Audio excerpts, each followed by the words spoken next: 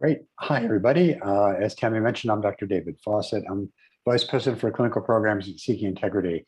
And for about the last 30 years, I've been a therapist in the field of addictions, really specializing in co-occurring drug use and sexual behavior, or which is really fused, combining different kinds of behaviors, usually amphetamines and sex, but it could be just porn and sex. It could be marijuana and porn. It could be, any various combinations. And that's something we see among straight folks, gay folks, men, women, it doesn't really matter. Everybody falls into this. And so my work has been largely over the last, really the 20 years with gay men using mostly amphetamines and sex. And my book, Lust, Men, and Meth, really focused on that population.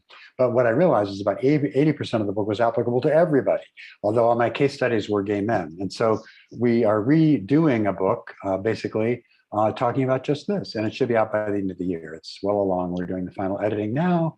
So I'm really excited about that. It's been a long time coming. So well, and it's so interesting when we talk about cases often, and Dr. David also subs in. Dr. Rob has a peer case consultation group. So therapists are talking, but we often are looking at the co-occurring and chemicals, and sometimes it's gaming, food or whatever too, but really not like just fixing one thing doesn't magically fix everything. So I really appreciate it. And you've also shared in the past too, like somebody who's using stimulants versus somebody who's using opiates or alcohol. There's differences in treating them. So it really does take expert treatment to help address what the underlying issues are, so that in our recovery world, happy, joyous, and free can be achieved. So exactly. And there's really, now we're starting to see some of the nuances. For example, people that have certain kinds of trauma are drawn toward amphetamines and sex as a way of dealing with some of that trauma. The intensity, sensation-seeking behavior that we see with sex addicts, same thing. And also, you hit on one of my big gripes, in that in the industry, we treat people really largely trained to treat drug addiction, and they just kind of don't understand sex addiction or gambling or food or anything else, and they kind of ignore it. So we see a lot of folks coming into Seeking Integrity who have fairly substantial recovery, but it's getting dicey from drugs and alcohol because they're just acting out sexually, and it's starting to put their whole recovery at risk because they've gone through treatment and nobody knew about sex addiction or knew what to do with it. So yeah, it's a big gripe of mine. So anyway, I usually start out with a topic, and then we open up for Q&A. You can speak about anything you'd like, but let me just speak for a few minutes about the topic tonight. And tonight, I wanted to talk, this happens, I always try to draw these from what's going on with I see in my clients, but I'm looking at really trying to manage emotional regulation, trying to imagine emotional discomfort is the key here, because a lot of addicts, myself included, don't like to really feel many feelings, and especially the uncomfortable ones. So I want to say a couple of things. One, just like we in training to be a therapist have certain competencies that we have to pass, I think all our clients need to pass certain competencies for emotions. And there's some things I look for that I just kind of wanted to go over. One is, and it's very typical, it's true of me too when I got in recovery, is that I didn't really have a wide range of names for feelings. In fact, still with our handbook for Seeking Integrity clients, we'll give them a page with emojis to kind of name the feeling, because it's really hard for addicts, because we basically kind of feel bad and not many other words for it. But to really to experience and to name a wide range of emotions, that's a really critical core skill that people have to have, just to start to learn to feel. And I'm almost daily and hourly in our feedback with our clients will say, well, gee, what feeling is that? Or what can you give a name to that? What is that? Where do you feel it in your body? Just trying to explore the feelings themselves. The ability to manage feelings. When I get really angry, when I get really hurt or sad, when I get overwhelmed, what can I do? And it's no longer an option to reach for a crack pipe or my computer to look at porn or whatever some may do, or the refrigerator. That's no longer okay. So it's really important to get some skills. So if I get all worked up, I have the ability to kind of bring myself back to earth and regulate my emotions in a way that's really useful. And a lot of people lack those skills. That's really a critical piece. The ability to shift emotional states, it's a related thing, but slightly different. If I'm in just a terrible mood, if I wake up, I'm sad and overwhelmed and depressed, the ability to kind of pick myself up and brush myself off and and do something, reach out, get help, do whatever I need to do. I don't have to do it by myself, but I have to be able to shift my emotional state into a different place. Because if I sit in that misery, I know a certain way of dealing with that, and it's not a healthy one for my recovery. The ability to linger with emotions and learn from them and heal from them. Recovery is all about experiencing life, right? And all life is sometimes hard. There's a lot of sadness. When I first got into recovery, I had a accumulation, a backlog of stuff that I hadn't dealt with for years, decades. And so to really be able to like sit with sadness or grief or remorse or disappointment or hurt and feel it and know how to shift it and do something with it, as opposed to either burying it or locking onto it and never letting it go. So shifting those emotional states. And finally, the last one I think that's important in terms of a competency for clients in recovery for emotions is the ability to experience empathy. Every one of our sex addicts seeking integrity talks about the things they do, and we have a lot of protocols in place clinically to help them kind of learn what their behavior has or how it's impacted their partners and other people that care about them. And so that ability to learn empathy and to really start to understand what that is a huge reconnection of parts of our brain between stuff that we've kind of shut away. So those are the competencies. And then at the list of throwing too much at people, I want to go over 10 really kind of, I guess, facts about feelings that I think is just useful to point out. And I want to credit a book by a guy named Rick Eisensay called Reclaiming Your Life. It's geared toward gay men, but it's true for everybody. The first one is that feelings are a form of natural healing. When we cry, a whole cascade of physiological events take place. It's a release, not just a physiological one, but an emotional one. When we're happy, there's certain hormones. I was talking to the clients today about when we smile, we think of smiling as reflecting an inner happy state, but we can also smile. When we smile, there's a reverse thing that goes on. It actually sends messages to our brain to get happy. And so we can kind of control our moods in many ways. But to know that if we don't allow our feelings, if we don't ourselves allow to experience them and move them, we're depriving ourselves of a form of natural healing. So feelings are really essential. Feelings aren't permanent. This is the second one. Feelings are permanent. I think my greatest fear is like, my God, if I ever really feel that grief, I'll be overwhelmed by it and never be able to escape from it. Feelings are transient. Feelings are meant to be experienced and released. And I think with addiction, we don't ever do the release part. We kind of file them away. We ignore them. We numb them. We wall them off. We do whatever we can to kind of avoid them. But they're meant to be felt, and they're important messages for us. So that's important. You don't have to justify your feelings. If you're feeling angry, if you're feeling hurt, if you're feeling sad, good for you. There's probably a reason for it. And I think it's really important to understand it. But you don't have to explain it to anybody, whatever you're feeling. You might find that current feelings relate to past situations. Feelings are always the starting point. It's like for a therapist, a feeling is like a little thread. You can start to pull that and see where it goes. And they're connected. They go down deep in a way that we can start to learn stuff. And so by really experiencing feelings and exploring them, we can start to put together patterns and start to understand ourselves and maybe see what triggers us or see how we react in a certain way or why we get so angry when something happens that's so out of scale with the event itself. Those kind of things, we start to put together the puzzle. Unacknowledged feelings tend to leak out in self-destructive behavior. If I am just pissed off and I don't say anything or do anything and it's going to leak out. It's going to leak out in either self-destructive behavior, or some addictive impulse, or in inappropriate anger towards somebody else, or displaced rage, or God knows the many ways it could happen. But we human beings are not able to kind of put a lid on our feelings. They will come out. This is even true for therapists. If we don't teach therapists how to maintain themselves, they'll react. There's something called microaggressions where people, nothing is worse for a client than having a therapist go, what? Or have a little passing expression on their face, right? That's totally not cool. But so feelings come out for everybody. So we got to really be aware of that. We don't have to act on our feelings. I think that was another belief I had. If I feel that, I have to do something about it. Well, the only thing I have to do is let it go. I have to express it and let it go. I don't have to act on it. I may feel like, yeah, I want a divorce today. I don't have to get divorced today, but I can feel the feeling and explore it and see what's going on. So I think that's an important thing too. It's not, doesn't mean that we have to act necessarily. Anger, a very common one. I always ask, anger masks other feelings. And so anger is a secondary feeling. So if I'm feeling angry, and that's not the bottom of the story there. But I always ask my clients if they're feeling angry, let's drop down underneath that. What are you really feeling underneath it? Because anger is a reaction to something else. And it's almost always sadness or hurt or fear. There's sort of those core feelings that are always there underneath. So if you're feeling angry, don't stop with the anger, drop underneath it and allow yourself to see what's there. And then just a few more. Boredom and restlessness, bad news for intensity addicts, right? We need to understand what's going on, but the gift of boredom is that if we can sit with it, feelings start to come up, we might learn something about ourselves. We might feel a feeling that we've been trying to avoid that we need to feel. So that's been important too. And then finally, if we don't acknowledge feelings, we're going to make ourselves physically sick.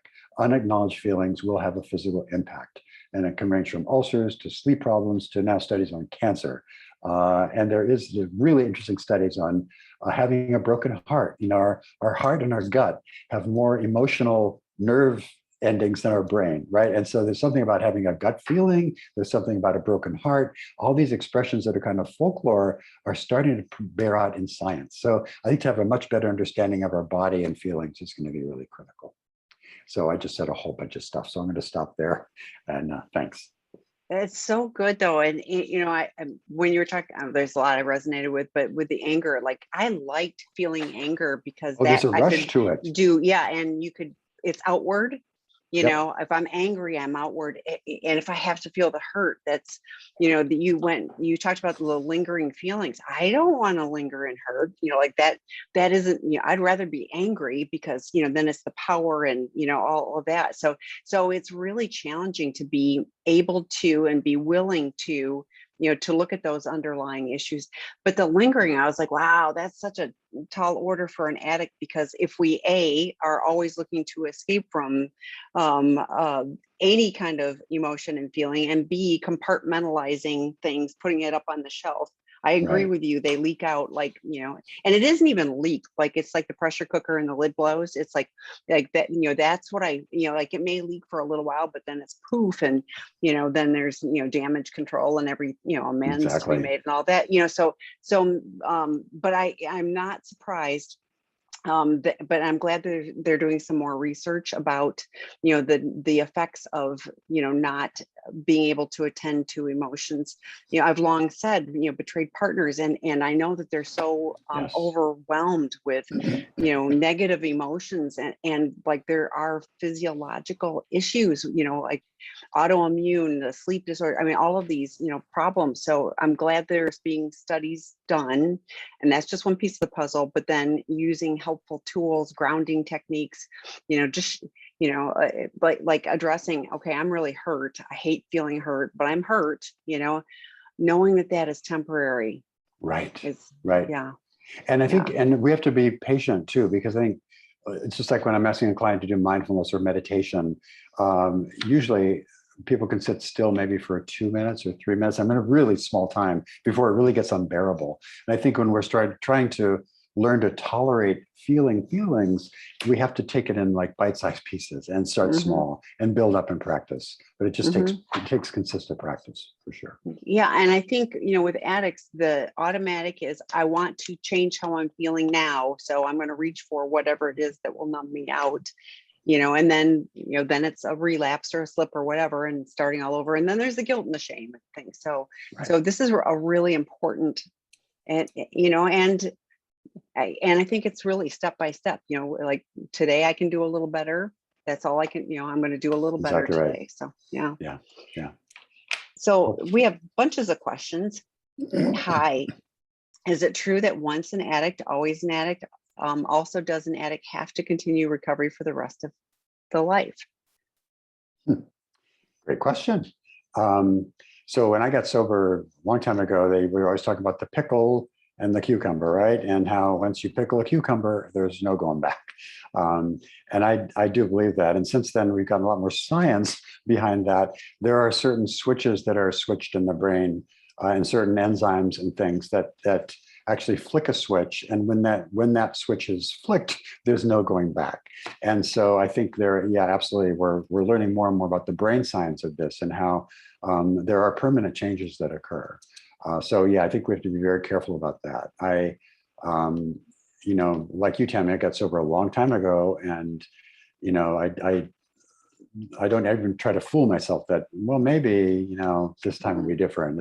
No, I just don't even want to go there. And so, but the science is really bearing that out. So I think once an addict, always an addict, and it's really important. Now there's some people I say, well, I don't have to be stuck in a 12-step room, identifying, constantly reinforcing the fact that I'm an addict and I have a disease, and that's a negative thing. But for me, that's been a really positive reminder that I am someone who has to deal with this. And my belief about recovery is that there is no standing still. If we're not moving forward every day, taking actions, actively working a program recovery, we start to backslide.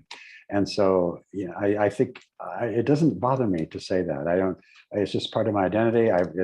It's just who I am, no judgment.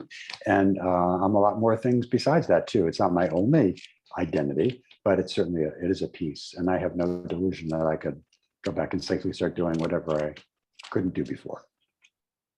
Ditto for me. And maybe it's different now. No, this time it's going to be different. I did that like every day for years, and it didn't really work out for me. So for me, the easier, softer way is to continue in my recovery journey. And it was like, it doesn't have to continue recovery the rest of their life. No, I can tell you a whole bunch of people who had 20 years of recovery and they quit doing all the things that worked. I mean, this is so addict, oh, this was working really well for me, so I'm going to stop doing all those things. And then the next thing you know, they've relapsed and they're going, what happened? So no, an addict doesn't have to continue recovery.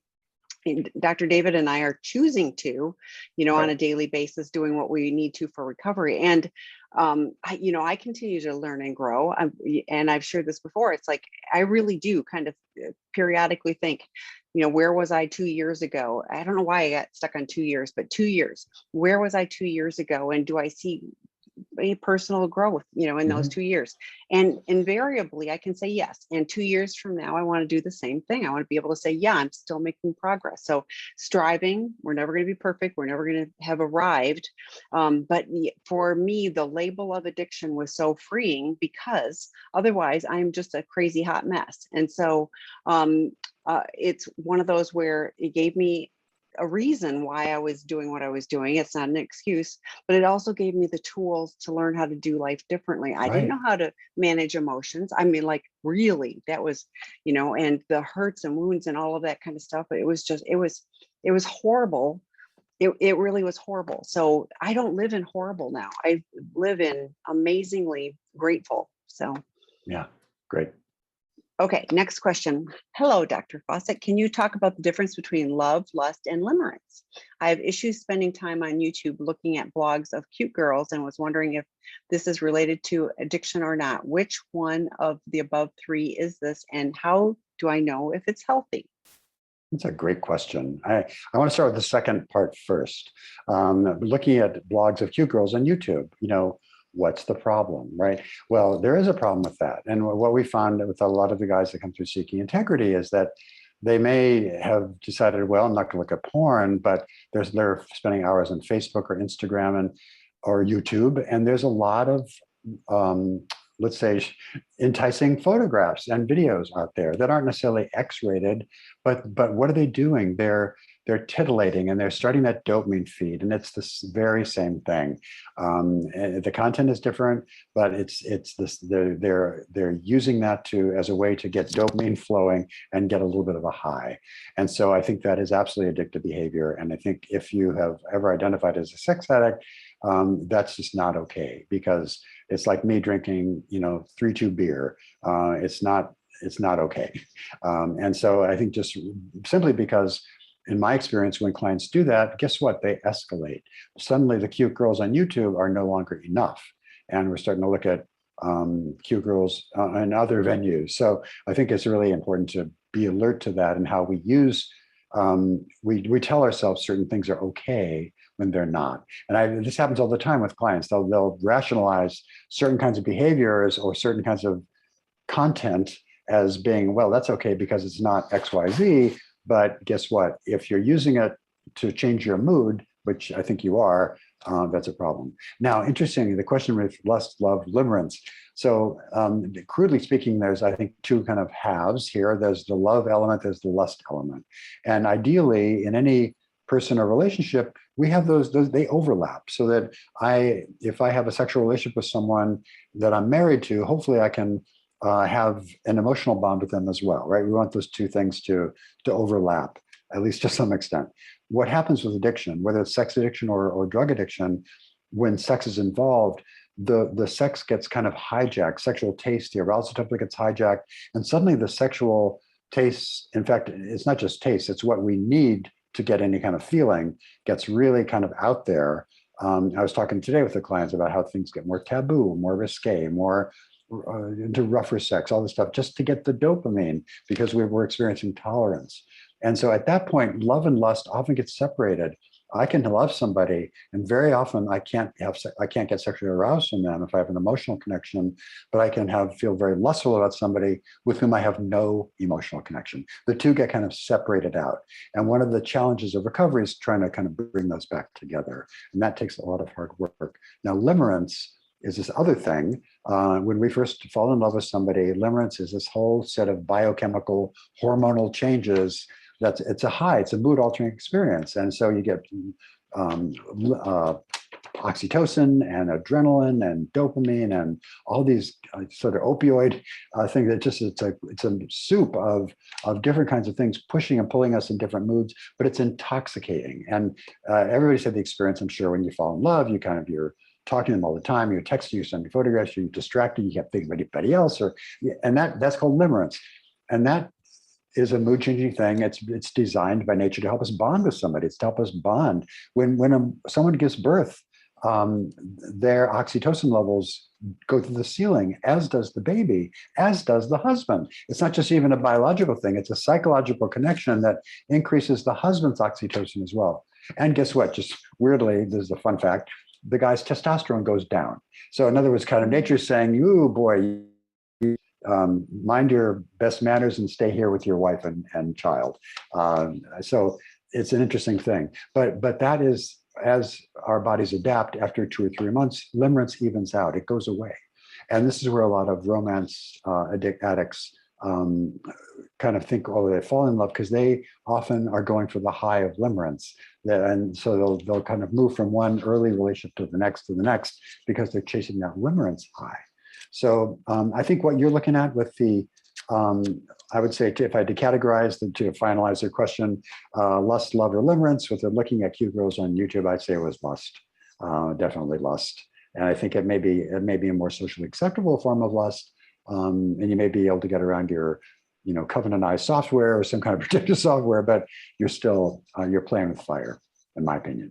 Well, and I should have looked, but it says to add, I'm a recovering porn addict with 7 days of sobriety, and my last stretch was 49 days. So, so I should have added that. I think I didn't see that. Yeah. No, I didn't either, but I'm going and the YouTube would just be keeping everything going, right?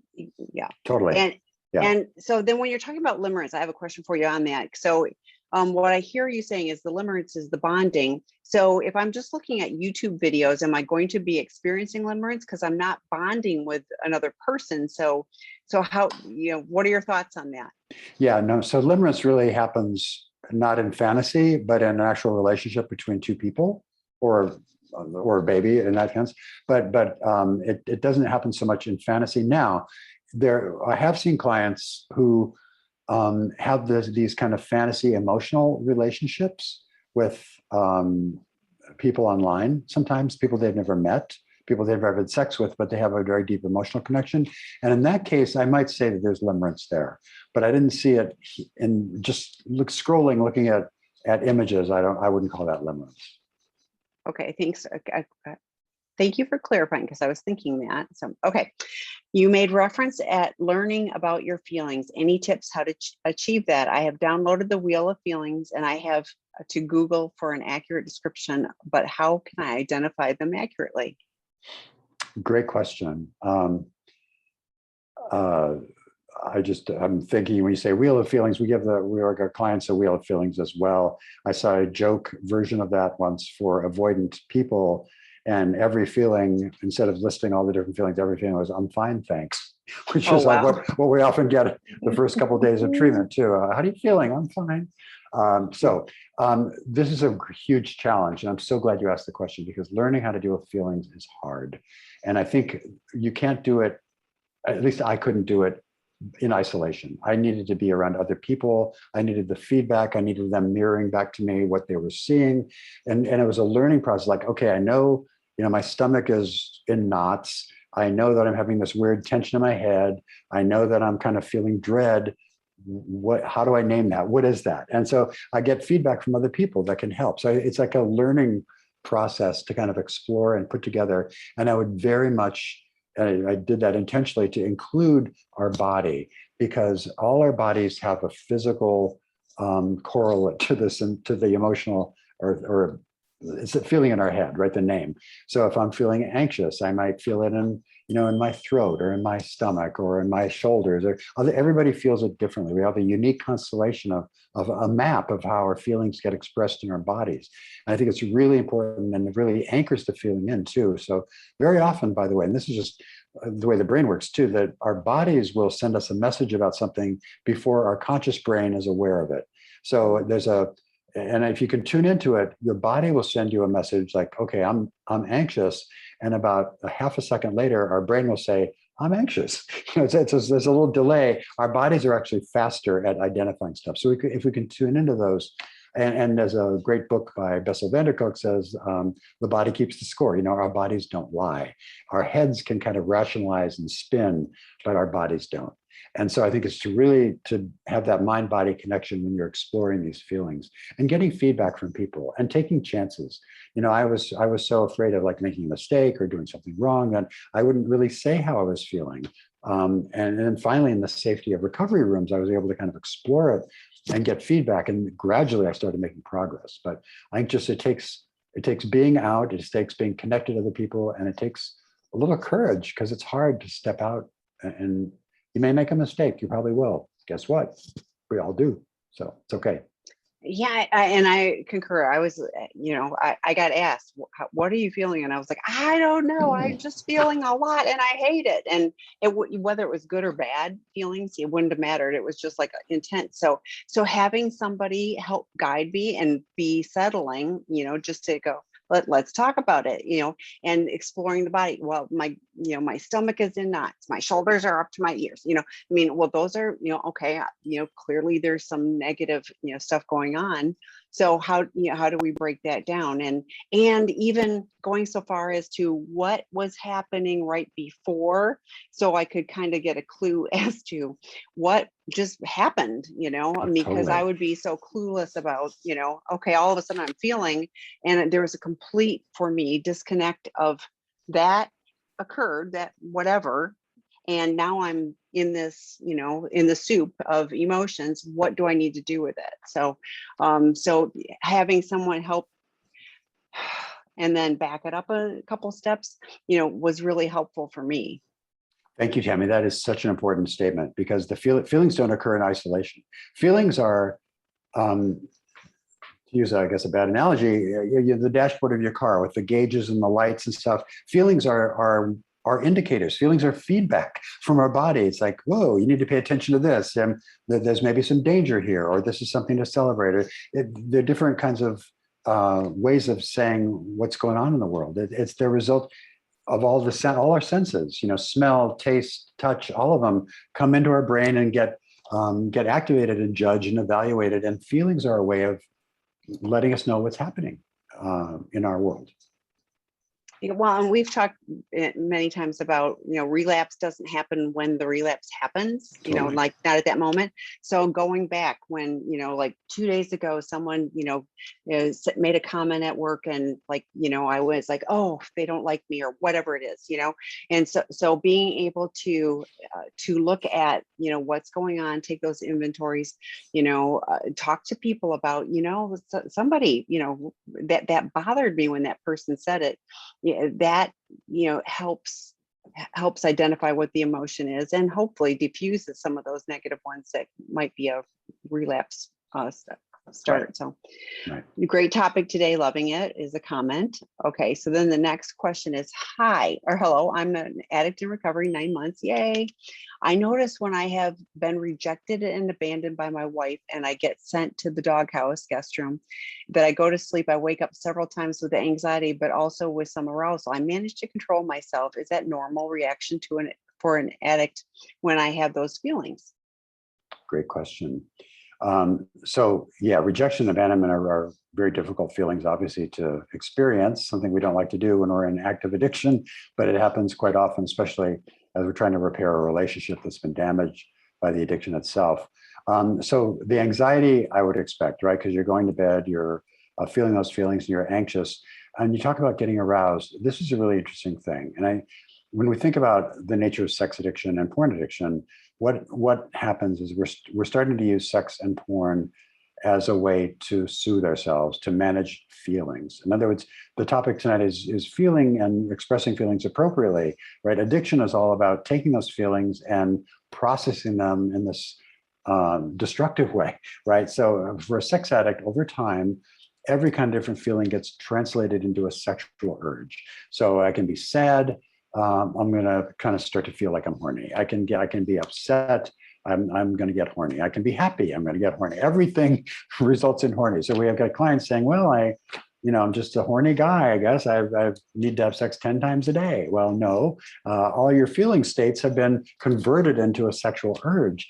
And so part of recovery is starting to pull that apart, to deconstruct the sexual urge. It's not sexual urge. It's you have some other feeling, but to kind of separate those two out and start to really feel what's underneath that is important. So basically, I think to your point, you've merged that sexual urge with all kinds of feeling states, including anxiety. And and this is like there's something called panic erections that kids and adults get too, which is a strange physiological. It's often a really misinterpreted mistake when under duress, when somebody's being attacked, they get an erection and think, well, maybe they're having a good time. No, they're not. It's very confusing for people. It's a physiological response that has nothing to do with feelings. But with the sex addicts, we've linked sex with everything else. So I think gradually with time, that'll get better. But I would really encourage you to explore your feelings, talk about the anxiety, journal about it in the middle of the night. You don't sit there and fight the urge. I would get up, I would call somebody. I had most of my troubles in early recovery. I talked about this before. It was in the middle of the night. That's when all my demons came out. And so I had to get people, and I felt bad. I can't call somebody at 2:00 in the morning, blah, blah, Yes, blah. you So can. yes, you can. I got permission from people in advance. Look, my bad times are in the middle of the night. Can I call you? People said yes.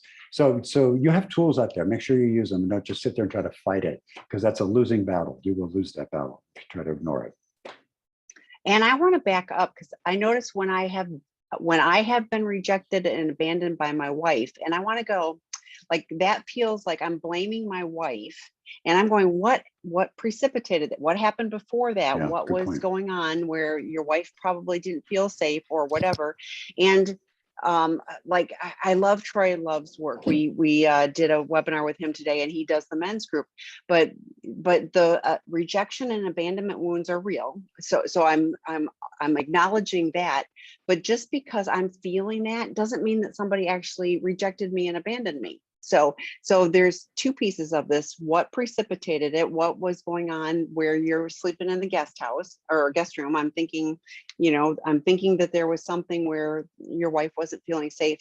But just because you're sleeping in the guest room, yes, you're feeling rejected and abandoned. Those are real wounds. What do you need to do to tell?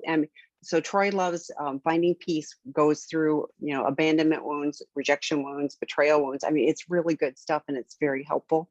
But the voices you're telling yourself, you can override those with a different message. So I love all the physiological stuff that you were sharing too. I mean, I completely, can see how, I mean, dreams, I mean, all of that stuff, Right. there's real, as your body's trying to, or your mind's trying to work through things as well. And to your point about this, I think when we get triggered, right? So I'm feeling rejected, I'm feeling abandoned. When that happens, our logical brain kind of goes offline. We're now operating from an emotional brain. And it's really hard to kind of figure that out on our own. I'd really encourage you when you're in these moments to reach out. This is why we always talk about connection, having phone numbers. It's really going to be hard to find your way out of the woods, your metaphorical woods, by yourself. You need some help. And so that's where I'd have accountability partners or sponsors or colleagues from your recovery groups that you can call and say, hey, this is what I'm feeling. And their feedback, I think, is going to be essential to help you understand what's going on and how you got there. Yeah, I agree. And all of these things, there's hope to navigate that, and you don't have to do it alone. So, okay. So the next question is drinking and sex considered chem sex? I've had trouble with dinner sex. I'm not sure what dinner sex is. Is that going out to dinner and drinking too much and then having sex with your dinner partner, even if it's a first date? I've not heard that expression before either, so I'm not exactly sure, but I will tackle the chemsex part.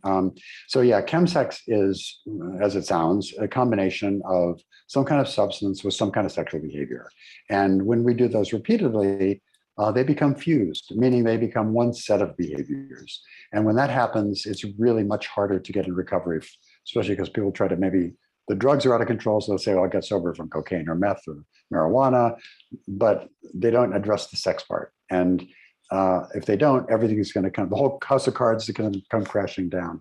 So it's that link where the two behaviors start to get joined and fused into one. And so I guess, yeah. And by the way, you can join other things too. You can join food into that. I don't know if that's where dinner sex is, but we can join any kind of addictive behavior or substance into that kind of constellation of behaviors, for sure. Well, and alcohol, yeah, any drug, but alcohol in particular lowers your resistance, lowers your thinking. So often I'm just having a drink, and then the next thing you've had more drinks, and the next thing it's like I'm making poor choices, across the board on other things. So sometimes I'm knowingly having a drink, but I also it's the precursor to everything else that's going to happen. It's just kind of like that's the pattern. I've had clients too who will say, because often amphetamines are the drug of choice for chemsex. So they'll reach a problem where they have to get in recovery from the amphetamines and the sexual behavior, but they say, well, why can't I have a drink? Why can't I have a beer with my friends? Because I never even liked the high of alcohol. Alcohol wasn't the problem. Meth was the problem. And the reason is just what Tammy said, because if I have a beer with my friends, suddenly the idea of using meth doesn't seem so bad. And I've seen a lot of clients start out innocently with a beer, although they shouldn't be doing it. And suddenly they're out using methamphetamine and not sure how they got there. Well, just like alcohol disinhibits us for sexual behavior, it disinhibits our willingness to stay clean and sober too for everything else. So bad combination. So it was a typo. Sorry, not dinner sex, which we didn't even know about, but sober sex, and that makes sense. And we talk about this often about how difficult it is for addicts to turn around and have sex in a sober state. So can you share about that? Yeah. So let's see, how much time do I have? Yeah. So this is the huge challenge in recovery, because I mentioned how these things get fused, and obviously the recovery strategies are different. If I become a drug addict, what do I need to do? I need to get abstinent. I need to give up that drug. But if I'm a sex addict, the recovery strategy is not to give up sex, but to learn how to incorporate healthy parts of sex back into my life and understand which of the sexual behaviors that get me in trouble and really put those in my inner circle. And it's different strategies. And so very often, because of the way these two merge physiologically, even in the brain, if I give up the drugs that I've associated with sex, my sex life may go with it. My sexual functioning may get bad. I may need, people have trouble getting erections, people have trouble getting orgasms, people have trouble functioning sexually. Not even talking about the inhibitions and the worries and how, if I'm pretty high or messed up on alcohol, it's probably a lot easier to approach somebody if I'm nervous about how I look or whatever. So all those factors also get bad. If you're not, and probably most people, I would say, haven't had sex not under the influence really until they get sober. And then suddenly it's like, wow, it's very awkward. It's real. All the feelings of nervousness and shame and, body image or whatever you may be struggling with, all that comes to the front. And so it's very hard to try to have sex. This is a whole long thing to unfold. But I think it's really important to kind of hang in there. I think working with a sex therapist and a CSAT is going to be really important. There are techniques for this, but they're not necessarily intuitive. I think you need to have some guidance and patience because it does get better, but it takes time. Well, and I love you've shared before, like sensate focus, where it isn't just about sex. It's like, how do we start off slowly? How do we learn each other and just being willing to take time. So I think that there's a lot of strategies to help, but yeah, I mean, owning that it's going to be awkward and it's going to be a little bit, uncomfortable at first because, it's sober. I mean, that's just, but what an opportunity. I mean, what an opportunity to really connect with somebody on a very deep or much deeper way and in a sober fashion. So, right. And I mention it almost every week, but if you aren't familiar with it, Chem is referring to Masters and Johnson Sensate Focus. It's been around forever. Really nice, beautiful exercise for intimacy and communication between couples. And it starts out non-sexual, which is really, it's a repairing kind of thing for couples in recovery from sex addiction. But a great way to start if you're just trying to, beautiful. Yeah. So, okay. How do couples deal with when the betrayed partner's triggers trigger the SA in the moment? My SA says he was told in group to tell me when this happens, and it feels to me like he's trying to make himself a victim. Should I be sharing when I'm triggered? Should he? Great question. I think this is a slightly tricky area, but I think it's, people do trigger each other, right? That happens. And that's one of the beauties, I think, of having any kind of residential treatment program is because we can get people in a safe place for a couple of weeks. And guess what? They trigger each other in treatment. And it presents a great opportunity to practice. Okay, how can I respond to this? What am I feeling? How can I respond appropriately, I should say, to this? And it's a great opportunity because guess what? Life is about being triggered. So the thing about, I often tell my clients, yeah, if you're triggered, let's talk about it. But the idea is not to blame someone or you did this to me or you made me feel this way, but to really try to understand the patterns of what's going on. And very often, a partner will remind the addict of somebody that was in their past, and often a parent. And so I've had clients, guys who, even their wives, if they would kind of use a certain tone, well, it reminded me of the tone their father would use. And suddenly they're 4 years old and they're reacting as if they were 4 years old. So that's what we mean by triggers. And so I think learning that, it's really useful for both parties to understand what behaviors trigger certain reactions in the other and in themselves. Doesn't mean that you, as by saying something, are responsible for that triggering. It's that person needs to deal with. We're talking about managing feelings. That person needs to deal with how to manage those feelings in a healthy way themselves. But this is a learning opportunity. So in the beginning, sometimes if it's a very fragile relationship in early recovery, I might say don't talk about it, don't process it unless you're in a therapist's office, for example, because sometimes that can be very triggering for a couple to get into this dialogue themselves early on because they just get angry or resentful or people react. And sometimes we need a therapist kind of guiding the conversation. But I think it's really important to kind of look at these patterns of behavior and see, okay, what when my partner does X, Y, Z, how do I react? And where does that come from? But more importantly, how can I react in a better way? Better for me, better for him or her. And to take care of all of us. And I think your point of it depends on when it is. Very early on, yeah. I mean, we're constantly saying, each of you get support, from your support team, not each other. But at some point, it's also, I love what Kristen Snowden has shared, the story I'm telling myself. So the story I'm telling myself when this happens is, and it could be an opportunity, David, to go, I can see how that, how you would feel about that. But what I really meant was this, oh, okay. So we can clear it up. I think there's so many strategies. One, another one is we have a scheduled time to talk about, these issues. And this is what we talk about, for the 20 minutes that we're allotted. Or I'm feeling triggered. I'm going to go call my sponsor and I'm going to come back to you in half an hour and we're gonna continue to. I'm not leaving this conversation. I'm stepping aside. I need to go get some support so that we can do the dance differently. Because otherwise, we're going to just keep repeating the problem. Exactly. You're triggering me. I'm triggering you. You're triggering me. No, that isn't useful. So how do we step out and look at doing things differently? And there are lots of ways to do that. So try some. And I really would encourage you to talk about it when you're not in the triggered situation, so that there's a strategy. And so when I tell David, I need to go call my sponsor, he's not going, what, you're leaving? He goes, oh, that's part of the plan. Okay, we have a plan. We're going to execute the plan, and we're going to come back together and talk about it. So, and that would actually be Tammy taking care of herself, right? To go get what you need. To come back and be able to fully engage when you come back. So it's beautiful. But also for the relationship, because I value David and I want to be in this relationship.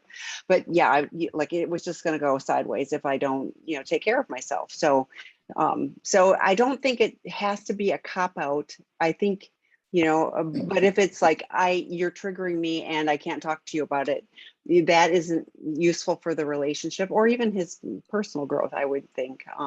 Either. So, can you talk about parasocial relationships? Can they be healthy? How to deal with them? It seems they are common these days with celebrities and influencers interacting with fans.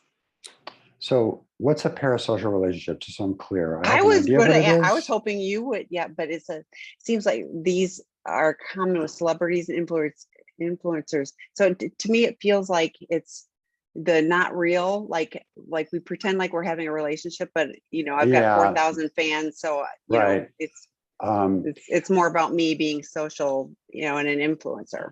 Right. Interesting term. I'll have to study that. So based on what Tammy just said, if that's what we're talking about, I think they added are one-sided relationships where one person extends emotional energy, interest, and time, and the other person, the persona, is completely unaware of the other's existence. Parasocial relationships are the most common with celebrities, organizations such as sports teams or television. Well, thank you. Now we've learned our new term for the day. Right. Popular stalkers too, I guess. So this is a really interesting phenomenon. There's been all these studies of late talking about the level of loneliness. This is before COVID, by the way. The level of loneliness in society. We have a lot of lonely, disconnected people, and it's gotten worse in the last year and a half. So I think when we talk about these kind of relationships, this is fantasy. This is the world of fantasy, and we see it with people. In the sex addiction world, we see it with people looking at porn or looking at these sites where you can interact with somebody online, where you never actually meet them, but you develop this whole intimate relationship. And we know from other studies that it's much easier for people to feel more able to share intimate stuff with somebody on the screen they've never met and they never will meet than they do sitting face to face with somebody. So there's this like false sense of intimacy and connection. And I don't question the need to feel connected. That's a human trait. We all need to be connected. But it's going to be not satisfying and very healthy if our connections are these virtual things that are never going to be reciprocal and that we're never going to get anything back. It's just this object of this fantasy connection. And so I think they're basically unhealthy, honestly. But I think it's a symptom of the general overall loneliness in the society that we need to really address. So, again, what's the opposite of addiction? Connection. I think but real-time connection, not your 8,000 Facebook friends. When you're in trouble, all your friends on Facebook are not going to be so helpful, right? You need those human connections to go back and forth. So I think Thank you for the term. And I think it's a really interesting phenomenon because I think it's just emblematic of how disconnected we are and how hungry we are for meaningful relationships. But that is going to be a dead end. It's not going to come from those kind of relationships, I'm afraid. Well, and I think, people, and we hear this often, and including with clients where, they're involved with a cam girl or boy, or there's a sex worker where and they're paying for that person's time. And so it is it's a perceived relationship, and that they're getting something out of, and they are on some level, but they're also paying for that person's time and their attention and everything else. And it's one of those where if the payment goes away, so does the relationship. But those people are really good at their jobs and are really good at keeping, the connection going and making, that person feel so special. It is the fantasy. It's not a real relationship. So, next question. My husband, who's been sexually sober for a couple of years but isn't in good recovery, has lately been meeting female work colleagues, old friends, for coffee. He never acted out sexually with these women, but my sense is that he's using these get-togethers for self-soothing and validation. Thoughts? Yeah. So, Tammy mentioned earlier that sometimes a misconception of acting out is the actual, sex act, right? And what we know is that that's the ultimate stage of a long build up and lead up and game of interactions that people play. And much of the time, it doesn't start necessarily from a sexual point of view, but it starts out with the need for validation, the need for attention, the need for to feel like a hero, to be helpful to someone who's in trouble. I mean, all these kind of emotions that on their face are probably laudable in a sense, but they're on a path, and the pathway leads to one place. The pathway leads to acting out, and whether it's in person or even an emotional betrayal of acting out with somebody else emotionally. So this is worrisome to me, especially somebody in recovery and not in great recovery doing this. I mean, I don't know what their circle plan looks like, but I think they probably have no business doing something like that. There's plenty of ways to do it. If you have to meet with somebody for business, take a male colleague with you, make it a group effort. You don't make the single stuff, and better yet, don't do it at all. So I think that's just kind of playing a little loose with the guidelines, and I think I'd be really cautious about that, because what's happening there, I'm sure they're old friends and maybe they're work colleagues, but it's female. I mean, I'd ask, how often does he do that with men? First of all, I was thinking the same thing. I was like, why isn't he having coffee with men? So but it's I see this too much with our guys, with this need for validation. They need to feel like a hero. They need to be important. They need to help out, which all those things should be being directed back into their home and their marriage and the primary relationship, right? Not externally. But that's a worrisome thing to me. Yeah, because I was like, okay, meeting with female work colleagues, old friends for coffee. He never acted out sexually with these women. And I was like, yet. And it's so easy for addicts to go, well, I never acted out with them, so this is okay. And we get this justification. It's like, okay, porn is better because at least I'm not hiring escorts now, so I'm just watching porn, and it still is hurtful to the relationship, but still not, you said, putting energy into the relationship. It's still all about me getting validation, and doing what I want to do, not thinking about, is this good for the relationship? Is my partner going to be, if my partner was sitting here, having coffee with the two of us, what would my partner be thinking? Probably not so okay. So, totally. So somebody put something in the chat. So I'm going to read a portion of this. It says, I watched porn since age of 13, and now he's been in recovery for a bit. I suffer premature ejaculation. Do I have a problem and need to see a doctor, or will it go away as I continue working on recovery? What is your experience and thoughts on that? Yeah, so there's so many factors there. So we know that when kids start porn early on, age 13 is early, right? It really starts to skew everything. The arousal template, the ability to get aroused, More often than not, in those cases, we see people that can't have an erection and can't have an ejaculation because they can never meet the intensity that they've trained their brain to expect from porn. I would, there's premature ejaculation there's so many causes for that. I'm not sure it's related. It may or may not be. I think I would talk to a doctor about it and see. It depends on your age. It depends on whether the medications you're taking. There's all kinds of a whole bunch of factors that can go into that. So there's no really one really easy answer, except most guys I know in recovery at 9 months suffer the opposite. So not premature ejaculation, but have trouble ejaculating at all. So I'm not sure what to say, except I would talk to your doctor. He would have the better, or he or she would have the better picture for you on that. Yeah. So yeah, I think it's always good to start with a medical exam. Just make sure everything, and and then fair to look at what are some, and there's I am sure part of the Masters and Johnson Sensate focused was has techniques in there as well. So totally. So he says but 41 and no taking, meds. yeah, and also taking the focus off of ejaculation. It's like it isn't just Thank about you. orgasm. It isn't about ejaculation. It's about connection. Right, exactly. And I think we get so focused on those specific kind of performance-based elements of sex without really looking at the whole expansive the nature of it. That it's about the connection. It's about the interaction. It's about the fun. It's about the pleasure. It's about all those things, but not necessarily about a few certain acts. I think that's a really important. Thank you, Tammy. That's a really important aspect to remind ourselves of. We are out of questions and almost out of time. So thank you all for joining tonight. Scott will likely be back next week. He's in transit with things. So I'm we're filling in on a few different levels, but anyway, so grateful for your participation tonight. Thank you, Dr. David. It's always a pleasure to work with you. Yeah, thank you, Tammy. Please do join there's more on sexandrelationshiphealing.com. Under the events tab, you'll see what's on the calendar. And I mentioned Troy Loves earlier. He's got partner groups and men's groups, I think both of them this week. Great stuff on attachment wounds. So Troy's amazing. And since we have a minute, I just want to put in a plug. I'm doing a chemsex workshops. People mentioned chemsex before. It's 4 90-minute workshops online via Zoom, but they're small groups, highly personalized, starting in September. So you can see more information at the Seeking Integrity website. Yes, thank you for reminding me about that too. So, okay.